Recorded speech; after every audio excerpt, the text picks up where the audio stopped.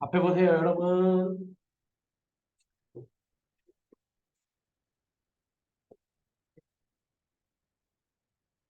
자, 지금부터 볼 거는 몇 페이지 피면 되냐면은, 보시겠죠. 이 50페이지 펼쳐보시면 돼요. 그래서 이제 지금부터 바라볼 거는 무엇이냐? 바로 문장 성분입니다. 그래서 우리가 음은 열심히 배웠고요. 또 단어 열심히 배웠습니다. 그리고 형태소 열심히 배웠죠. 이번에는 이제 본격적으로 문장 전체. 여태까지 배웠던 게 형태론이었다면은 이제 배우게 될 녀석은 바로 통사로 이 범주에 들어가게 됩니다. 우리가 문장 성분이라고 얘기를 하는 거는 문장에서 쓰이는 성분이에요. 그래서 일반적으로 끝나는 게 어로 끝납니다. 우리가 여태까지 품사로 봤던 것들 사실 문장에서 이제 사용이 될 때는 무슨 어로 바뀌어서 사용이 되는 거예요. 말 그대로 그러니까 이제 그 옷을 어떻게 갈아입느냐 거기에 스탠스에 맞춰서 어떤 옷을 갈아입게 되느냐 약간 이런 차이라고 보시면 될 것 같습니다. 우리가 이제 문장 성분이라고 얘기를 했을 때는 총 세 가지가 있어요.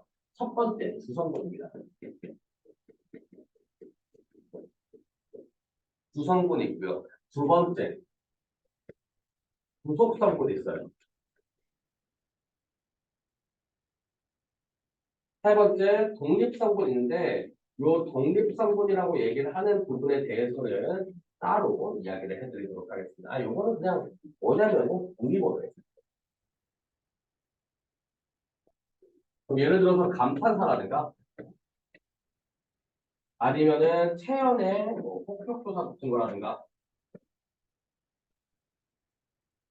그냥 음성 함지어에 해당되는 거 이런 것들이 독립어에 해당됩니다. 이야, 내가 진짜 너무하다. 다른 문장이 있어요. 그러면은 이하는 어디에서 됐어? 알겠죠?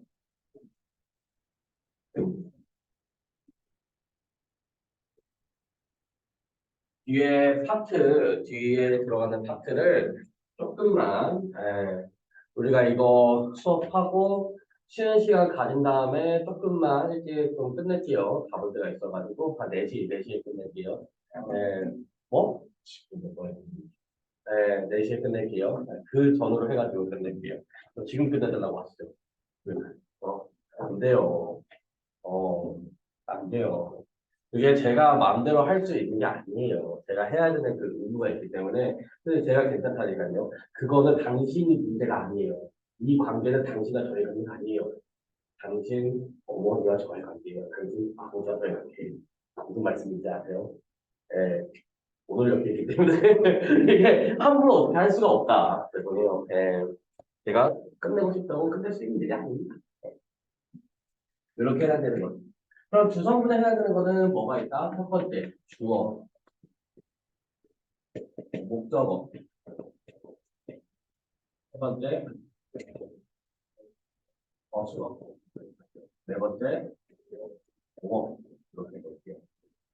여기서 제가 가장 깊이 가야 되는 부분이라고 얘기를 한다면 요 3번 서술어에 대해서 가장 깊이 가야 되고요. 주성분에 해당되는 거는 이렇게 네 가지가 있다. 부속성분은 뭐가 있을까요?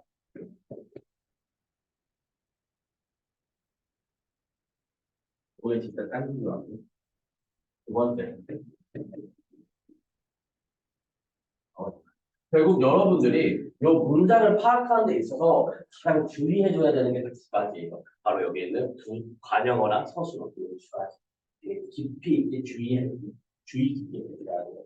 요거를 가지고서 이제 분석하는 것들을 몇 가지 제가 지금부터 설명을 해드릴 겁니다. 한번 잘 보세요. 우리가 기본적으로 문장 성분이라고 얘기하는 거는 이렇게 주성분, 부속성분, 동일성분을 나눌 수 있지만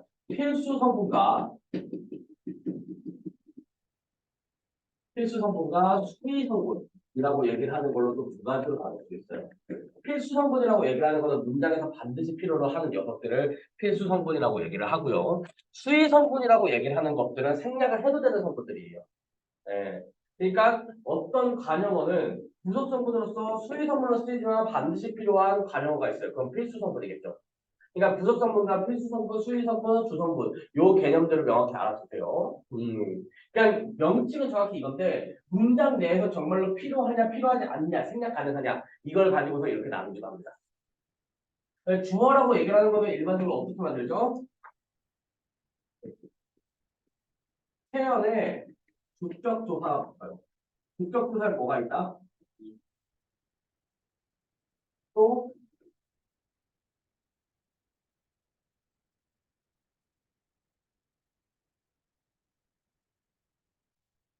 국적 도필 조사에서 있고요.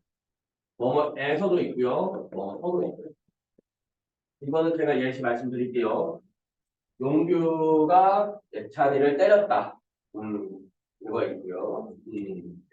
용규 선생님께서 예찬이를 때렸다가 있고요. 예찬이를 싫어하는 모임에서 예찬이를 때렸다.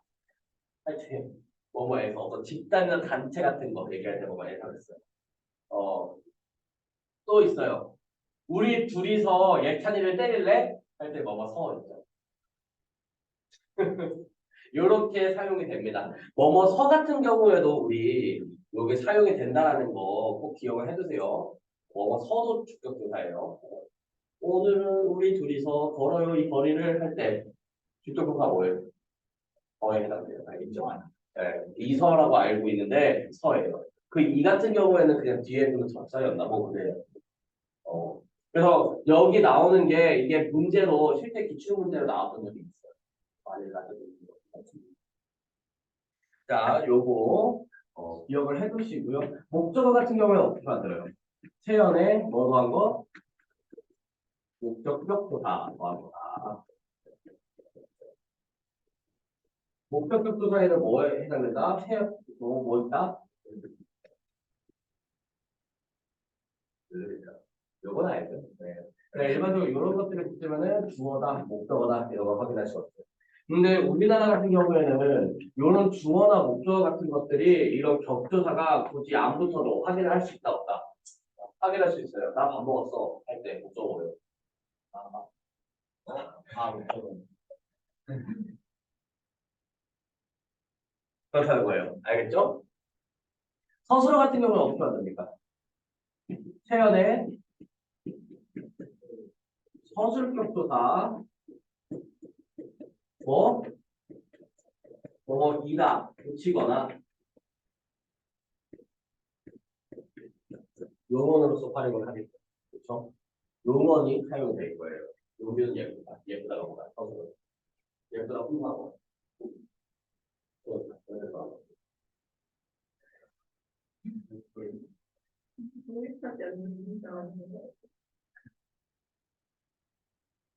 네, 이렇게 들어간다는 거죠. 예, 결명하게 가렸어요. 뭐인지 안 보입니다. 그래서 이렇게 들어간다는 거죠. 용어 이걸로 사용이 된다. 보어는 어떻게 만들까요? 태연의 목적조사고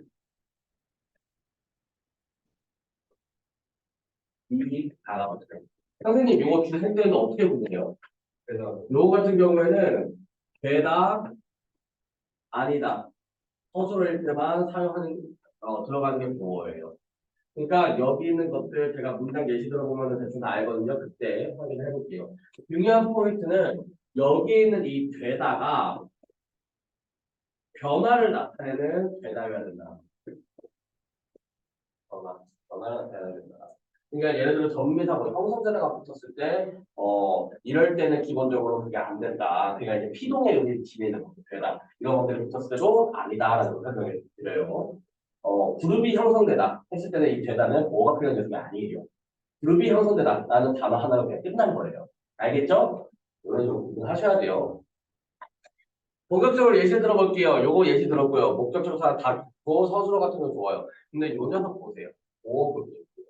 보어 같은 경우에 좀 헷갈리는 경우가 있는데 예를 들어서 여러분들이 이게 근데 중요한 게 너무 어렵게 생각하지 마시고 근데 너무 어렵게 생각하지 말랬지만 이따가 제가 쉬는 시간 중간에 잠깐 가지고서 약간 짜증나는 예시들 몇 가지 드릴게요. 근데 그걸 드리잖아요. 그러면은 분석이 크게 용잖아요. 이따가 전문자하고 같이 설명하면서 분석을 하려고 하는데 생각보다 많이 어려워요. 그때 가장 헷갈리는 게 무엇이냐면은 바로 이 대가요. 요거 순간적으로 안 보여서. 순간적으로 안 보여서. 그래서 굉장히 헷갈려하는 경우가 많아요. 게다가 심지어 요 되다가 관용어로 활용을 했을 때 이랬을 때 이런 경우는 좀 헷갈리니까 그거 확인을 해보고요. 이거 이 가라고 얘기를 하는 부분이 겹치지만 여러분들 그냥 보자마자 대충 알아요. 본능적으로 압니다. 예를 들어 논두가 천사가 되다라고 얘기를 하는 문장이 있어요. 서술어 뭐예요? 주어 뭐예요? 보어 뭐예요? 이렇게 된다고. 알잖아요. 반대로 볼까요?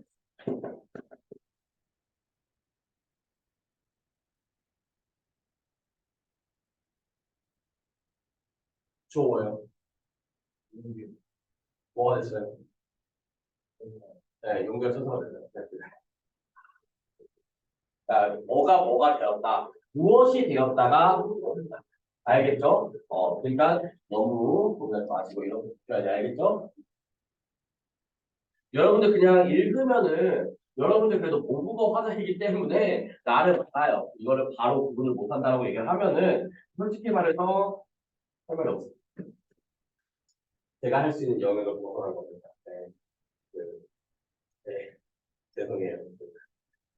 여기 교보 가면 그 유아 초등부가 있거든요. 그래서 한글 그 1단계, 2단계, 3단계, 3단계, 1단계에서 나오고 그 10단계까지 있어요. 그거 한 6단계부터 끝나지. 어, 관영어라고 얘기를 하는 거는 뭘 수도 있어?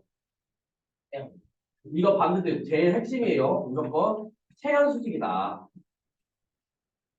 다른 거 없어요. 관영어가 하는 역할은 체연 수직이에요. 그러면은 관영어가 만들어지는 경우는 어떤 것들이 있다? 일단 관형사가 관형어로 쓰이는 경우 있겠죠. 또,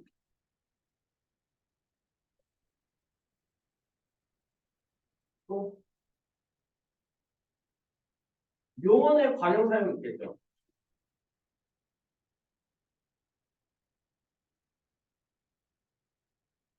또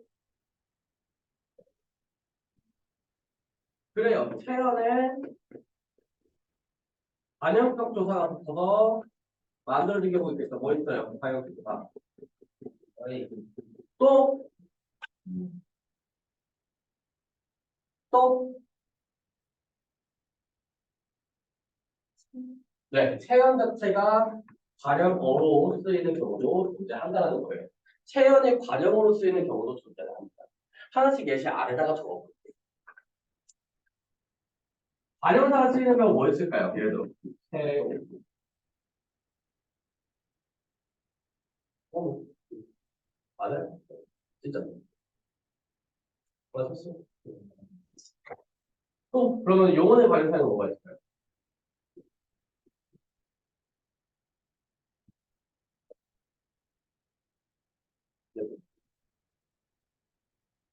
예쁜지 머리 숙이고요. 예쁜 품사 뭐예요?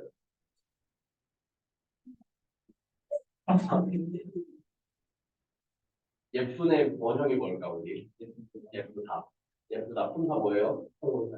헷갈리- 너가 헷갈리는 게 영어 때문이라고. 영어 때문에. 우리가 영어에서 뭐 니은으로 끝나면 형용사라고 얘기를 하잖아요. 근데 아니에요. 우리가 뭐 니은으로 끝난 여성들은 다 간영어예요. 이제부터 여러분들 뭐 니은, 뭐 리을로 끝난 여성들은 그냥 다 간영어라고 부릅니다. 용언의 관형 사용이요. 조금 더 구체적인 명칭인데 그냥 싹 다 상관없이 관형어라고 부릅니다. 알겠죠? 네.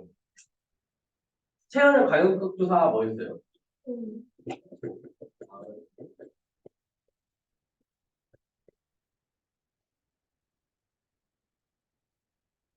예쁜 용규의 웃음 이렇게 가는 거죠. 그러니까 용규의가 수식해주는 게 지금 누구야? 웃음이죠. 그럼 웃음은 품사가 명사야 아니면은 동사야? 채연으로 간다는 거예요. 알겠죠? 자, 채연이 수식해주는 경우가 뭐가 있을까요? 예를 들어 이웃 동네 이런 것도 있어요. 동네는 동네도 어떤 동네야? 이런 식으로 사용되는 경우가 이제 태연이 관용어에 요구하는 경우가 된다는 겁니다. 아시겠죠? 자, 부사어에 해당되는 경우는 어떤 것들이 있을까요? 부사어는 그러면 뭘 시켜줄까 이제? 태연 제외. 근데 간혹 체연을 수식해주는 경우도 존재한다는 거 말씀드렸습니다. 체연을 수식해주는 경우도 있다. 여기에도 안 적혀 있지만 체연을 수식해주는 경우 있다. 문장 전체를 수식하는 경우 있다 없다? 있다. 접속 부사라든가 이런 경우들 문장 전체를 수식해준다고 얘기합니다. 물론 성분 부사하고 다르기 때문에 어떤 걸 뭐 수식한다고 얘기를 하기가 애매한 경우가 있을 때 문장 부사로 된다. 아시겠죠? 그럼 부사어 사용되는 경우 부사가 그 자체로 사용되는 경우 있겠죠? 또 용언의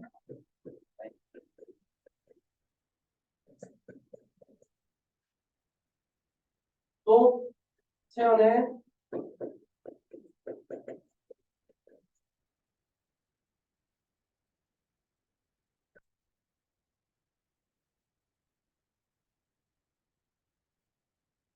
다양하죠.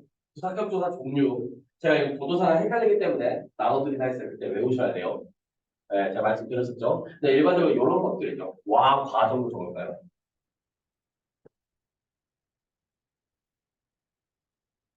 늘 있겠죠. 이렇게 있을 겁니다. 부사로 활용되는 경우 그냥 바로 한번 봐볼까요? 뭐 있을까요? 응? 응? 응?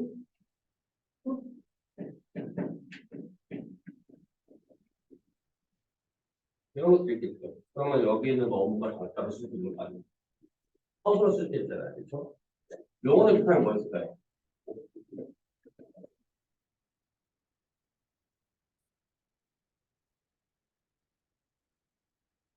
예쁘게 뭘 쓰고요. 분들이 뭔데? 손사고요. 공사다. 그러니까 지금 부사가 없으고 아시겠어요? 네, 가령을 수식해준다고 해도 돼요. 네. 가령을 수식해줄 수 있는 건 부사밖에 없습니다. 다음, 태어난 부사 표현가 뭐 있어요? 학원에서 내 차례가 많았다.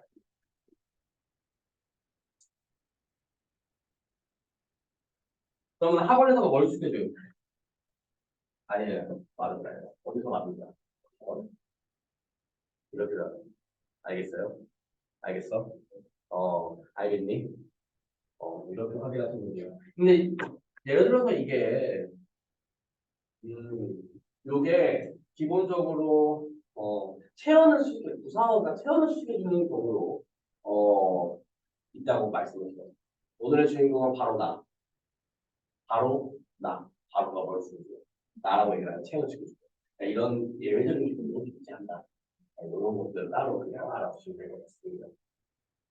독립어는 제외할게요. 자, 그럼 관형어 하나만 더 볼게요. 우리 관형어 같은 경우에 체언을 시켜준다 그랬어요. 그러면은 부사어 같은 경우에는 서술어 수식해줘야 안 해줘요.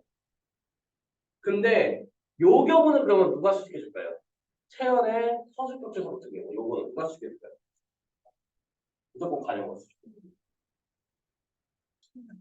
예시 들어볼게요. 용규는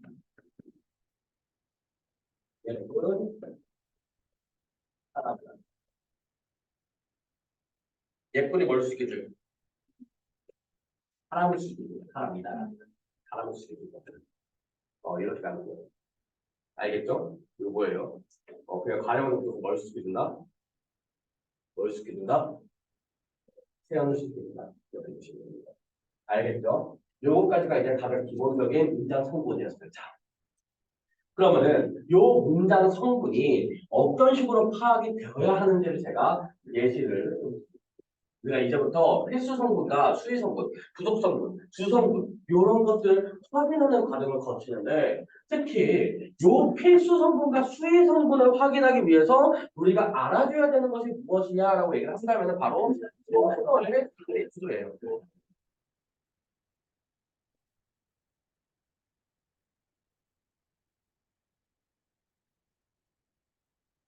그러니까 여기 나오는 서술어의 자릿수라고 이야기하는 경우는 어떤 거라고 생각을 하시면 되냐면은 여러분들 영어에서 1형식, 2형식, 3형식 이렇게 얘기하는 경우들이 있죠. 요런 것들이라고 생각을 하고서는 보시면 편합니다. 네, 그렇게 생각을 하고서 그냥 보시면 편해요. 그거 아니고서는 그냥 서술어의 자릿수다. 그냥 이건 뭐냐면은 이것도 명확히 얘기해야 돼요. 서술어가 요구하는 총 개수가 무엇이냐 이거를 따지는 거예요. 서술어가 필요로 하는 문장 성분의 개수가 무엇이냐 요거를 확인하는 겁니다.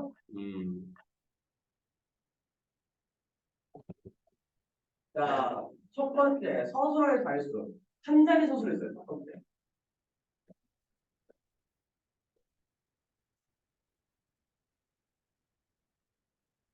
한 자리 서술이 있어요. 한 자리 서술어라고 얘기를 하는 거는 뭘 얘기하는 거냐면은 서술어를 제외하고 몇 자리가 더 필요하냐 이거야.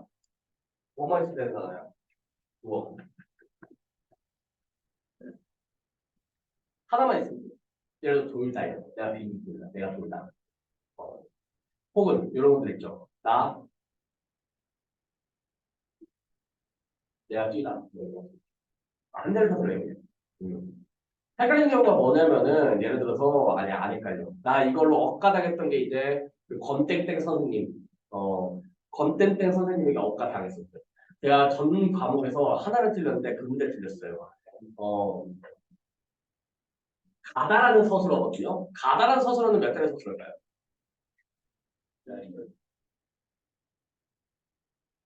방향성을 나타낼 때 문장에서 어떤 방향성을 나타내는 서술은 이따 설명하겠지만 필수적 부사가 어디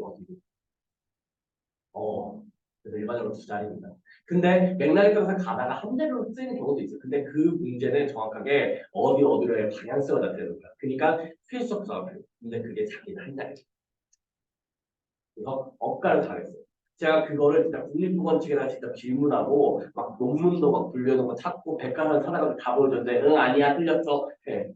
그래서 내가 그것 때문에 정답을 하나씩 틀렸어.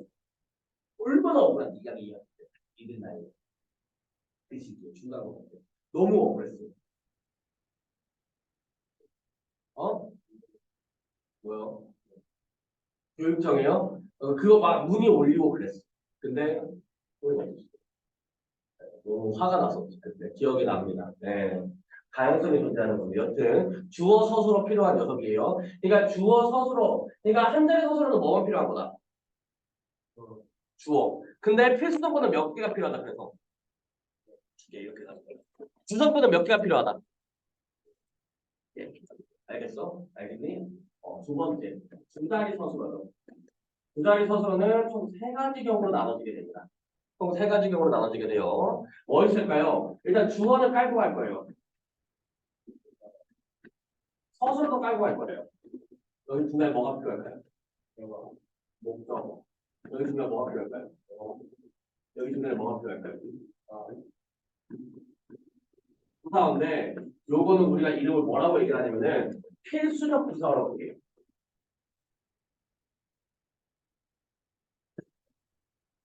필수적 부사라고 얘기를 하고.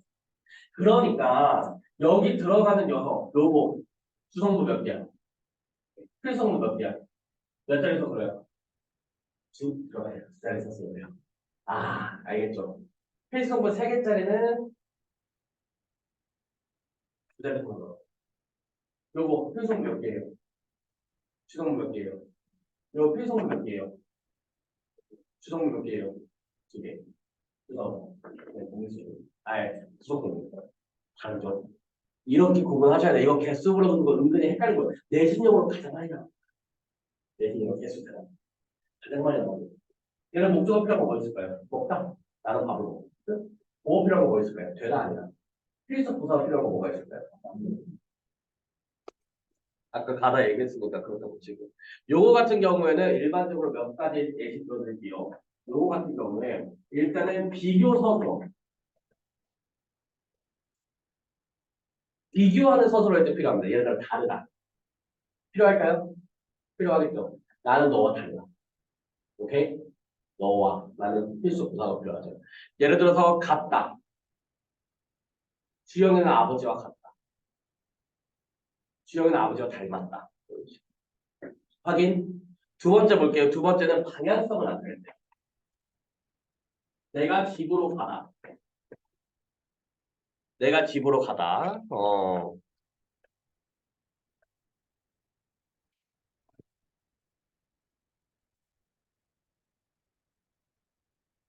알겠죠? 예를 들어 요거 한번 예시 볼래요? 음. 그의 사업이 그의 기발한 발상에서 시작된 사업이 크게 성공했다. 예서 발상에서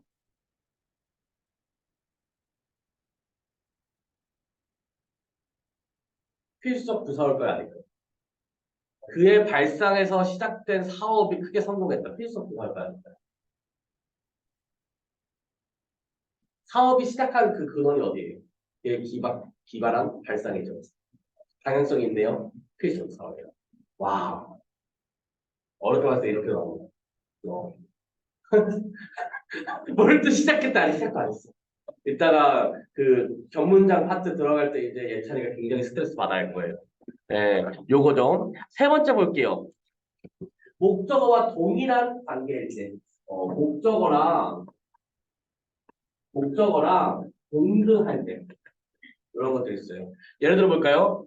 선출했다라는 단어 필수적 부사가 필요할까요? 어, 그가 나를 회장으로 선출했다. 회장 의무가 필요하잖아. 그치? 왜? 그가 나라고 얘기하는 목적어와 부사어가 동등한 관계를 맺죠.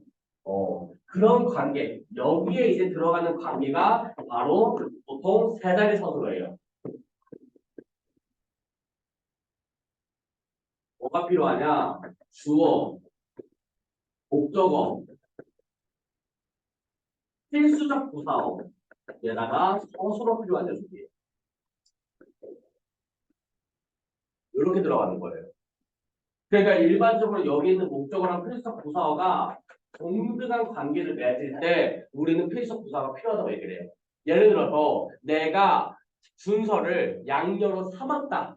삼다라는 단어가 있어. 준서가 뭔 거야? 양녀잖아요. 부사어랑 목적어랑 동등한 관계잖아. 그치? 요렇게 들어갔을 때 필수적 부사어 필요하다라는 거죠. 그 외적으로 요런 단어들 필요해요. 대표적인 예시를 말씀드릴게요. 어, 용규는 생겼어.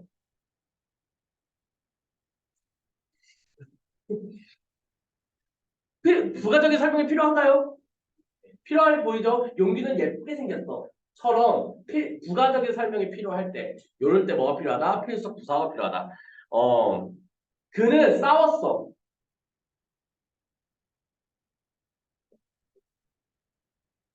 누구와 싸웠어?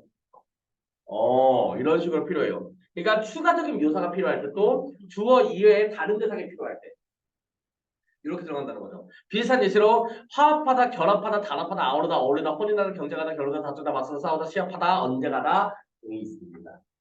이런 것들을 이제 대신될 때 착식을 외워주세요. 이런 개념이라는 거예요. 요것만 알아주세요. 알겠죠? 근데 필수 성분과 수위 성분 이런 것들을 우리가 확실하게 구분을 해주셔야 됩니다. 알겠죠? 그러면은 예시 한번 들어볼게요.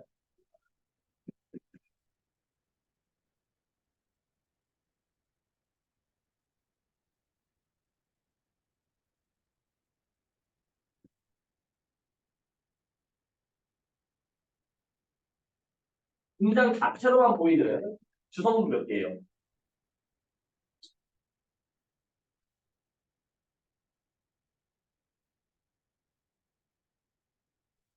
주성분 몇 개예요?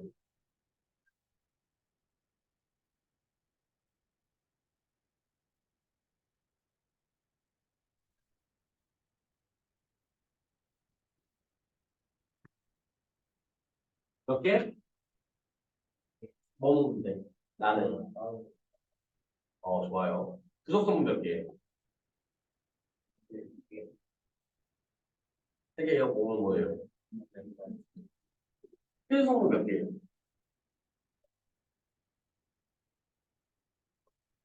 수의성분 몇 개예요?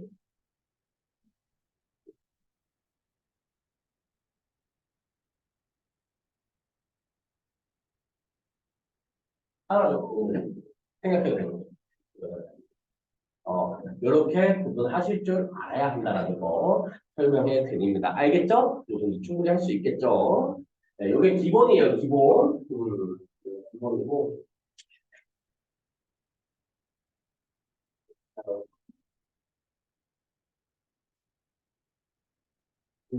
예시 하나 더 볼게요.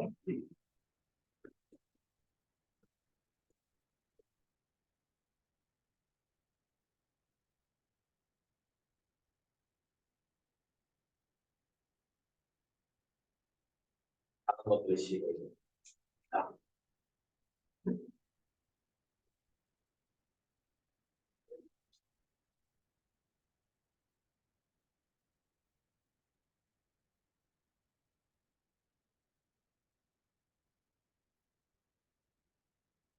필성분들.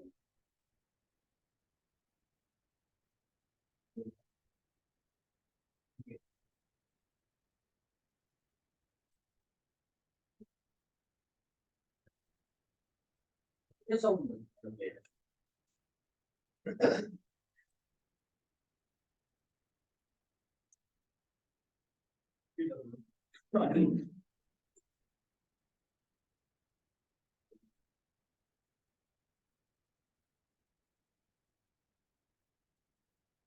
이게 어떻게 작은 건데 거는 뭐예요? 이러면 뭐가 수출이에요? 발효가 수출이에요. 이거 필수로 가는 거예요. 이거 지금 통사적으로 바라보는 거예요. 자립형태소 아니면은 뭐 단어 이거 보는 거 아니에요. 문장이에요. 문장 내에서 작은이라고 얘기하는 겁들의라고 얘기하는 수의 성분이자 어떻게 보면 약간 그 뭐야 구성 성분인 요 녀석을 수식하기 위해서 필요한 녀석입니다. 나머지는 여러분들 알고 있습니다. 그러니까 필수적 간여가 필요하다라는 사실을 잊지 마세요. 알겠죠? 알겠죠? 알겠지? 요거까지 일단 보고요. 여기까지를 보고 여러분들 요거 잘 기억을 해두세요. 이제부터 볼 거는 무엇이냐라고 얘기를 한다면 이제부터 볼 거는 지울게요.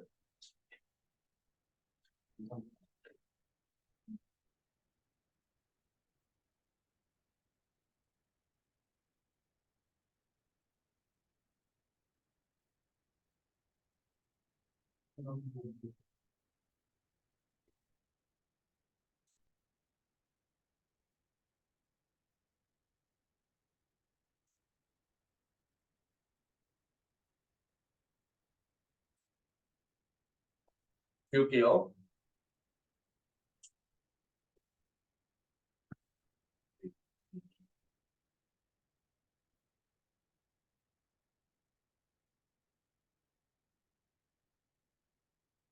혹시 그냥 있으시면은 쉬는 시간 없이 갔다가 다시 50분 끝내주세요. 쉬는 시간 쉬실 거예요.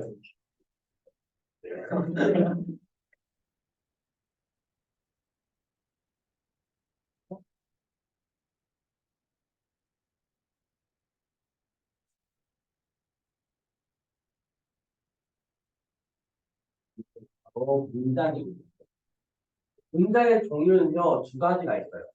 있죠? 소문장과 전문장이 있어요.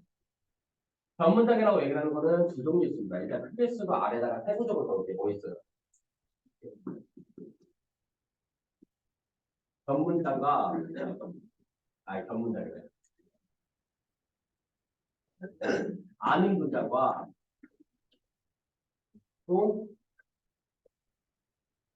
이어진 문장이 있어요.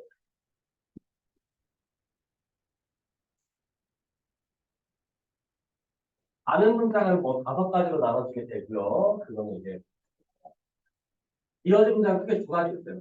대등하게 이어진 문장과 공통적으로 이어진 문장입니다.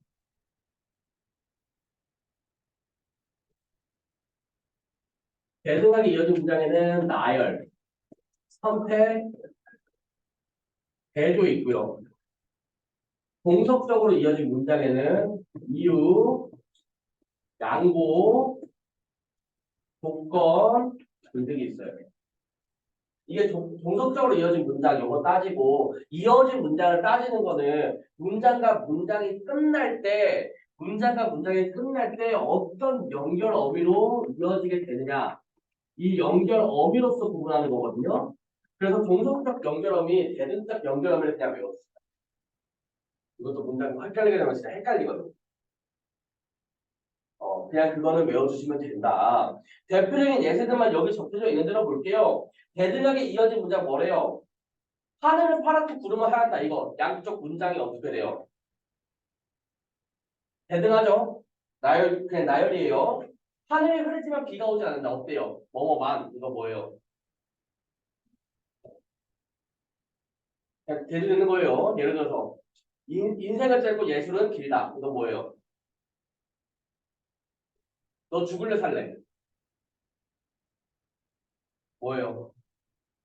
대등이죠. 들어가는 거예요. 확인. 자, 종속적으로 이어진 문장 보겠습니다. 이유, 양보, 조건 있어요. 이유. 어, 내가 예찬이가 만들어준 밥을 잘못 먹어서 토를 했다.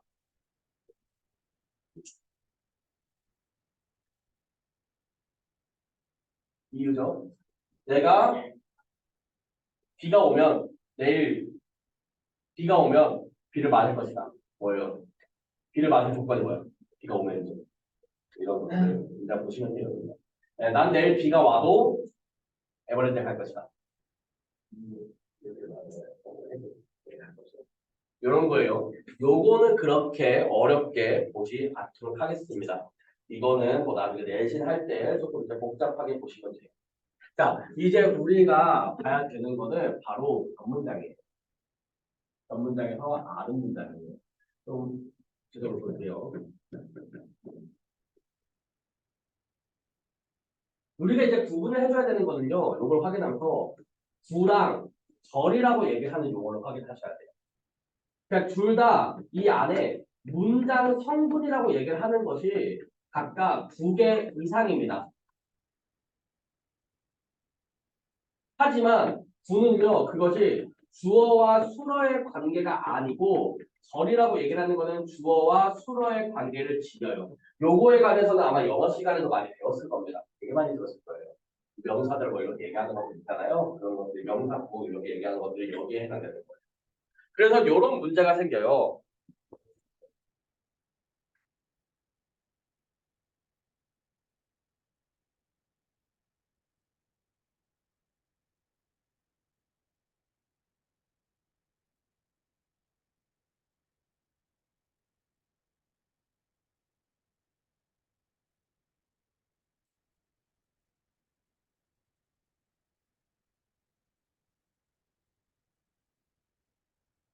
일단 볼까요? 혼문장, 전문장. 전문장이라면 전문가. 혼문장, 전문장. 왜요?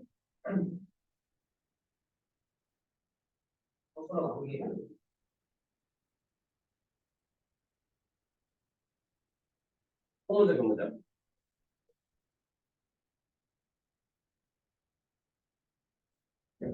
호식이요. 전문장. 그 중에서 무슨 문장? 대등하게 이어집니다. 그러니까 여러분들이 이게 뭐가 문제냐면은 어떤 게 이제 문제가 되냐면은 국어 같은 경우에는 모국어라서 영어는 계속 의심해 문장을 문장대로 파악하는 게 아니야 니들이 자연스럽게 그 문장 센텐스 전체로 너희들이 파악하는 게 아니고 맥락 전체를 파악하는 게 아니야 영어 어떻게 파악해 열심히 분석해 하지만 국어 그거야 그러니까 생기는 오류예요 약간 아까 싸우다 몇 자리 선수였어 두 자리 이거 싸우다 주어 뭐야 아, 아. 그는이죠. 누구와? 아까 싸우다 뭐 필요하다 그래서 필수. 내가 필수 부사로 가는 건데요. 그는 나와 싸웠어. 이게 헷갈리면은 요거를 얘들아 부사원을 뭘 시켜주나 일반적으로 서술어를 시켜줘요. 그러면 이런 게 헷갈리면은 팁인데 여러 이제 부사어 있지. 부사어를 수식하는 녀석 바로 얘가 수식어잖아요. 피수식어 앞에다가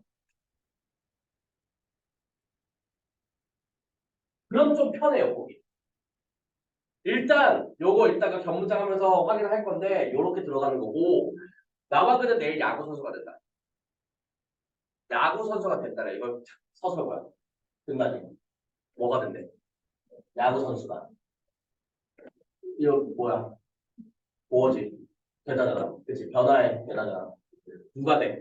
누가 야구 선수가 돼? 나. 근데 누구도 돼? 나 내일 야구 선수 된다. 내일 야구 선수 된다. 이렇게 얘기해요. 앞과 뒤가 똑같으니까 생략하는 거. 근데 하나 더 여기서 제가 말씀드렸죠. 문법, 국어 문법이라고 얘기를 하는 거는 학교 선생님의 의견에 따라서 내가 볼 수 있는 모든 가능성을 다 함께 분석할 줄 알아야 돼요. 그리고 그 조건에 맞춰서 문제를 실제로 냅니다. 이렇게 볼 수 있을까요? 얘를 주어 볼 수 있을까요? 볼 수 있을까요? 볼 수 있을까요? 이렇게 되면 너무 문제예요.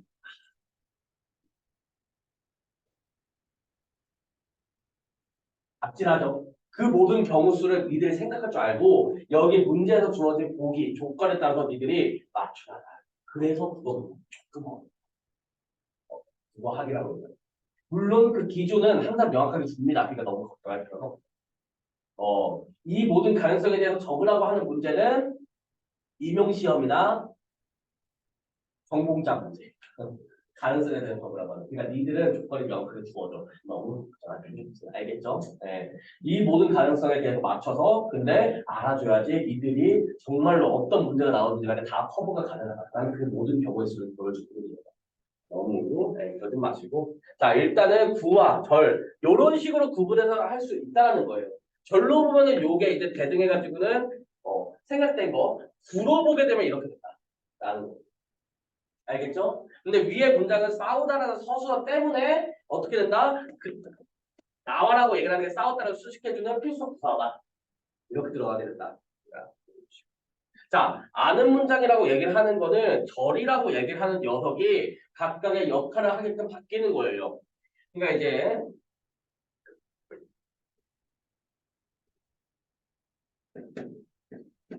그 절들을 우리는 암긴 문장이라고 봐요. 그러니까 아는 문장이라고 얘기를 하는 거는 명사절을 아는 문장 이렇게 들어가는 거고요. 암긴 문장이라는 것은 명사절을 얘기해요. 그러니까 사실 문장이 아니니까 암긴 문장이라고 하는 그 표현은 아니에요. 그래서 아는 문장이라고 표현을 해야 됩니다. 명사절 아는. 근데 보기 좋게 명사절, 관형절, 부사절, 서술절, 일형절 있어요. 첫 번째 명사절부터 한번 볼까요?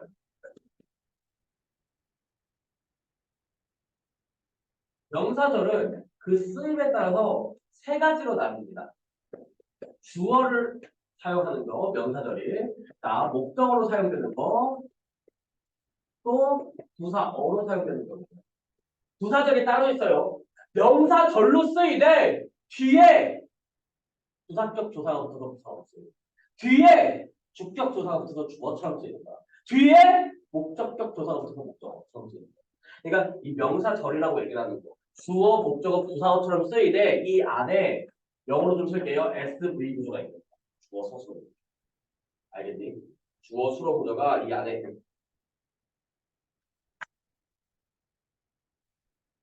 주어, 수어 구조가 있는 거예요. 그래서 제가 지금부터 요거를 좀 쉽게 찾는 방식들을 최대한 하나씩 확인을 해드리겠습니다. 일단 예시.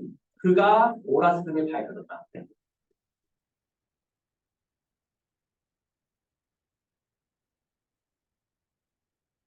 내가 요거를 설명하기 위해서 그래서 앞에서부터 꾸준히 이것저것 설명을 하면서 넘어왔어요. 우리가 이제 명사형 어미라고 얘기를 하는 거 그리고 명사형 파생접사라고 하는 거 그것에 대해서 설명을 하면서 왔거든요. 근데 잘 봐요. 우리가 이제부터 이 명사절을 분석하기 위해서는, 이 아는 문장을 분석하기 위해서는 전체 문장, 아까 전에 문장 성분 배울 때 있죠. 그 안에서 나는 이렇게 얘기해. 전체 큰 서술어라 얘기해. 가장 핵심이고 가장 메인이 되는 서술어를 찾아봐. 이 문장이 오늘 발표. 뭐가 발표? 옳았음이야. 근데 옳았음이라고 얘기를 하는 거는 예를 들어서 옳다라고 얘기를 하는 형용사지. 옳다라고 얘기를 하는 형용사 아니야. 그러면 형용사라는 거는 뭐가 될 가능성이 있나? 서술어가 될 가능성이 있지. 그러면은 요거를 옳다 생각하고 이 옳다라고 얘기를 하는 녀석과 연결되는 무언가가 있는지를 한번 꼭 생각을 해줘. 생략됐을 수도 있어. 그러니까 옳다라고 얘기를 하는 녀석이잖아요. 옳았어. 이 옳다라고 얘기를 하는 녀석 혹시 다른 녀석과 연결될 가능성이 있는지 없는지도 한번 확인해 줘요. 얘는 가능성이 있어. 왜 없어? 있지. 옳다. 뭐가 옳다야? 그가 옳다. 그가 옳았어. 이게 실제로는 그가 옳다라고 얘기하는 주어 서술어 관계가 숨어 있는 거예요. 근데 여기에 주격조사 이가 붙었네요. 아, 그래서 이거는 명사절이 주어로 쓰인 거예요. 라고. 하나 더 볼까요? 요거 예시로 주절이 사용된 예시로 하나만 조금 더 읽어볼게요.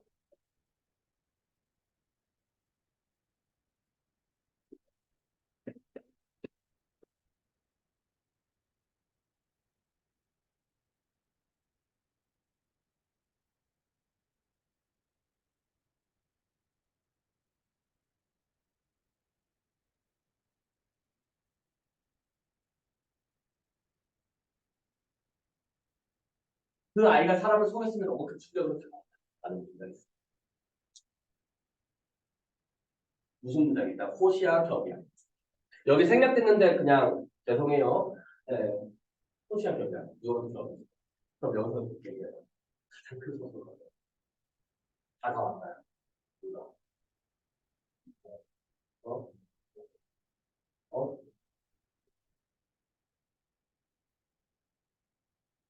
다 나왔다의 서술어가 속였습니다. 그 아이가 사람을 속였으면 다 나왔다요? 맞아요? 맞아요? 네, 맞아요. 그 충격이 다가온 겁니다. 뭘로요? 충격으로 다가온 거예요. 누구에게? 나에게. 자, 충격으로 다가왔어요. 그러면은 봐봐. 다 필요 없어. 너무 큰 충격 사실 필요 없는 거예요. 나에게 다가왔다. 누구에게가 이제 있어야 되는데 여기 없고 다가왔다는 맞다. 다양성이 있잖아. 그러니까 누구에게인데 그러더라고. 좀 헷갈리는 거예요. 그러면 이렇게 다가왔다요. 그럼 뭐가 필요하지? 일단 필수 부사는 그래. 여기 지금 뭐가 안 보여 잘. 그러면 필수 부사가 없어. 뭐야? 주어가 필요하다. 주어 없어. 이. 그래서 속였습니다. 그래서 속였어. 이거는 뭐야? 동사야? 맞아? 속다? 속다의 주어가 될 수 있는 녀석. 일단 속다의 주어가 될 수 있는 녀석. 앞에 보여?